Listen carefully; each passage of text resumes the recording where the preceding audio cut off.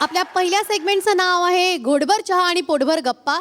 T partner आहे society T कडक dust चहा.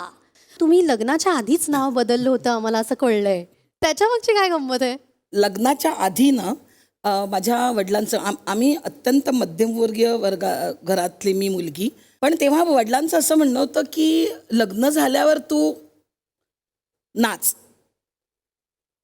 म्हणजे टिंब टिंब टिंब नाच, म्हणजे बरं. कशीही नाच. हां. हां, पण लग्नाच्या आधी काही असलं काही करायचं नाही. इतकंच एकांकिका स्पर्धा. आणि ती त्यात मला मिळालं अभिनयासाठी पारितोषिक. आणि पेपरमध्ये छापून आलं ते. आणि त्यात सर्वोत्कृष्ट अभिनेत्री म्हणून माझं नाव होतं, मधुमती देसाई.